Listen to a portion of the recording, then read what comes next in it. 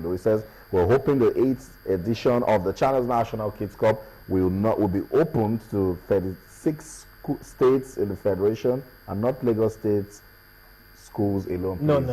You say, No. I think they should explain No. that. No, what we're doing now for Blessed Nigeria is we'll do Lagos Preliminaries. Yeah. Lagos is the host. Because what we do is that we are trying to create a standard. Yeah. The other states are going to come in, but it's going to be distributed across the 6 geopolitical zones. Okay. No zones is going to be left out. We've had the first edition was invitational. We picked just 8 schools. The second edition was just purely Lagos. The third edition, Lagos. The fourth, we are gradually getting to national. Yeah. That was at the 5th edition. We got into national in full Then the blast. 6th edition was exploded. It was exploded. So we are doing it gradually. 36 states, we will get there. It's gradually. We started from 8th invitational to Lagos, then we went national. So we're expecting states from other states, but it's going to be all in the 16 teams we're expecting the 14 from the other states, because Lagos is going to produce 2, because we have to give them that privilege of being the host, and the Lagos State LP and Lagos State government are partners, and we must respect them. We must give them that. We must accord them that prominence. That's why we're giving Lagos 2 slots. The other state 14 is going to be distributed across the 6 geopolitical. No geopolitical zones will be left out this time around. So that's what we're doing. So 36 we'll get here. It's gradual process. This is just the 7th edition. We started like a little nursery. It's now becoming a big palm tree.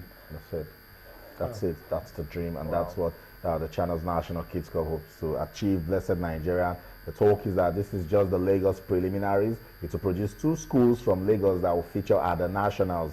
The nationals will come up in May, and the final will be played on Children's Day, May 27th. So it's not just for Lagos schools at this stage of the competition. It's just for Lagos schools. Then, when it's time for the national, 14 other schools from different parts of the country will join the 2 teams from Lagos, and then the real deal will begin. Sports Tonight on Channels Television. Let's go on a quick break now. Bring you highlights of what went down at Onikon Stadium. Remember, I told you the name to keep in mind is Afolabi Yusuf. He plays for St. Paul's Anglican Primary School. We'll let you see that report, and then we'll come back. We'll talk about the Super Eagles, the Flying Eagles, and more on Sports Tonight. Stay with us. Just before the kids file out for kickoff, the pitch at the Onikon Stadium undergoes some maintenance check. Defending champions Taibat Nazarian Primary School and Al Farouk kickstarts the day's proceedings. Know that 2 goal is not. And off we go. Imagine. Okay, Ezekiel needed just 2 minutes to score the opener. It's in the making. Eventually, it's been planted on the net. What wasn't just enough for Toibat, Idowu Samuel made it 2, and that was how it ended. This could be a chance. Goal number 2 is in the making. Eventually, it's been planted on the net. The second game was between St. Paul's Anglican and Greenhaven Montessori Primary School. Captain of St. Paul, 8-year-old Afolabi Yusuf, turned out to be the star player. Yusuf was such a delight to watch. He wrapped up a fine performance with a hat trick. This guy is a blessing. If they don't only win. Afolabi constantly caused trouble in the defense of Greenhaven and assisted his team to a 5-0 victory. And they have the same troublesome Afolabi to contend with. You seem to be waiting for them. So finish that effort. Instead of turning back, okay, that's eventually done. What a pass. Debutants Daman Foundation School and the Tenets had to settle scores via penalties after playing a 1-1 draw in regulation time. The Tenets emerged winners, scoring 2 of their penalties as the man missed all 4. Let's see how he goes about it. And he blows it. The last game of the day at Onikon Stadium was mere formality as Ladilak walked over Army Children's School. The winners in Tuesday's opening round of matches will return to the pitch on Thursday for the second round. But surely it's a bonus for them. But tomorrow is another day. So tomorrow we'll know how strong they are, whether they are a good side.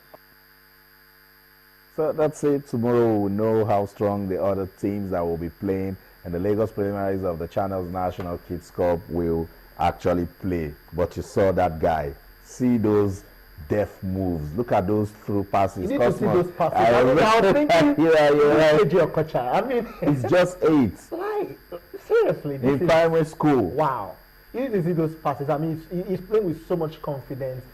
Wow. Do you know what was going through your mind? NFF, look at that boy, seriously. Look at that boy. I think we are seeing what We want to see. yeah it's not big. So that somebody will not be thinking something. At least I don't know whether you have small man like that, but at least our technical team saw him closely and they cleared him. But we have a system in Nigeria that does not properly monitor people like that. So we should be able to do monitoring. It's at the school level.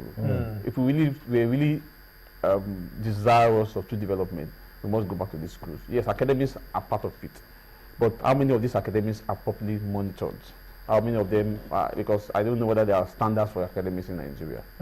But the schools, we cannot have a foolproof system, but the schools are a better place to get talent, and you can monitor the talent, and you can track their ages. Watching Afolabi Yusuf play football just brought a lot to my mind. I started having ideas on ways we can actually start developing football. I started having ideas on ways we can defeat age cheats, and all of these is at this level. Cosmos, but the bigger picture is knowing that they are combining education with football. Yes, so that, I think that is the most important thing, because the truth is that whatever talent or potentials a child would have, I mean, he has to go through education. And very important, if you're very educated, if you have that education, it's talent will just take you to a point. But I mean, with the right education, I mean, you're going to go far. And this is lovely, because we're saying school pupils who are being educated and at the same time they play football. I mean, look at this young boy. Wow. Look at that pass. I mean, it's just like JJ Okocha. Ronaldo doing his thing. I want to come back home, and I feel this is like a JJ. Did you see the runs? Did you see the confidence on the ball? God, I mean, wow. There should be monitoring. There should be monitoring. The ball, and he's actually looking. He's actually looking up to know where he's taking the ball to. And when I started playing, I want to watch this boy. they should be back on Thursday. On Thursday, yeah, on Thursday. I'll be there. That's what we want. Wow. When you say talent as this, it should spur you to come out Seriously, there to watch. I'll be there. If you are a promoter of grassroots football, Afolabi Yusuf, that's our newest revelation from the Channels National Kids Club. He has given you reasons to find your way to either Oniko Stadium or Campus Square. Come and give these kids your support. Primary school, and they have all of these talents. Let me say something quickly. Please, the parents of that boy must go to school, and at the same time, he should play football. I mean, I'm looking at this boy playing probably in the 2022 World Cup. Wow. Okay, that's it. Prophet Cosmos Chukwuemeka. Seriously, he's already wow. prophesying. But quickly, let's rush down the UEFA Champions League. We're already seeing goals from both centers. It's good news for Atletico Madrid. They're leading down against Bayer Leverkusen. And guess who was jumping in the studio when he found out that Arsenal a goal up in Monaco? Cosmos almost got into the iPad to see the scoreline. Olivier Giroud gave the Gunners the lead in the 36th minute. So the Gunners are fighting. Let's see if they can actually do the impossible right there in France. Let's come back home. Talk about the Super Eagles of Nigeria. They've been quiet for a while, but now we'll get ready for the friendly. Good to know that Odion Igalo is back in the squad. Good to know that Anthony Uja is back in the squad. The Super Eagles, hopefully, if they play good football now, they should just keep the consistency. Yes, for Odion Igalo, I think he's having the best football at Watford. From Udinese to Granada, he's not had good time. The last time Odion Igalo actually played for this country was at the qualifier for the 2012 Olympics and 2011 All African Games. He was part of the team. That was the last time he ever touched what we call the green-white shirt of Nigeria. The truth of it is that we had 9 players from the domestic scene. I know some of the players will be dropped, but we had players who will be yearning for to be part of this squad. Bawide, a lot of people will call Akadisa the goalkeeper. Vincent Enyama is going to be having his 100 cap if he eventually plays against Bolivia. And it's going to be, that's a century. It's going to be celebrated by the NFF. That's a big, big plus for the Lille Metropole.